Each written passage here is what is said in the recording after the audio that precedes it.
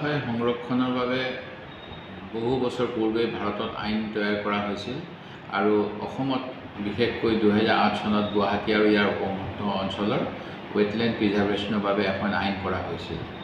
যি আইনখনত উল্লেখ আছে গুৱাহাটীৰ চলাবিল, বৰচলা, শিলাহাকো আদি বিভিন্ন অঞ্চলৰ কোনসমূহ জলাশয় আমি মাটি আবণ্টন দিব নালাগে।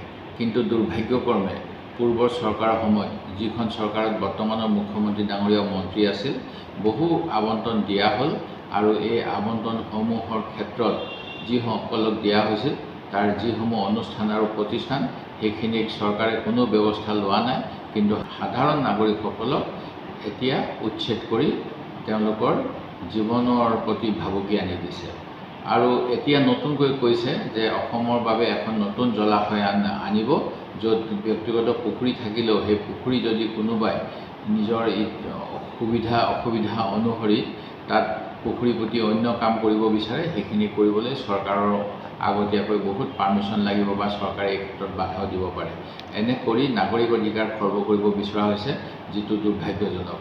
আৰু যি গুৱাহাটীৰ শিলহাকো বিল, এই শিলহাকো বিলত 1970 চনৰ পৰা বসবাস কৰি অহা ভূমিপুত্ৰ, আদিবাসী, অসমীয়া মানুহৰ কোনো ধৰণৰ বিকল্প ব্যৱস্থা নকৰাকৈ উচ্ছেদ কৰি চৰকাৰখনে যি এটা অসম বিৰোধী স্থিতি ল'লে, ই অতিকৈ লাজ লগা কথা।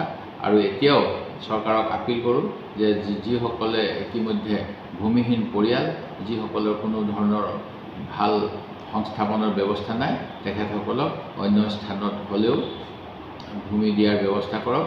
আৰু অসমৰ কোনো খিলঞ্জীয়া নাগৰিক যাতে ভূমিহীন হৈ থাকিব নালাগে, চৰকাৰে ব্যৱস্থা লওক। পুঁজিপতি শ্ৰেণীৰ বাবেই অকল কাম কৰিলে নিশ্চিতভাৱে অসমৰ ৰাইজে তেখেতসকলক কেতিয়াও ক্ষমা নকৰে।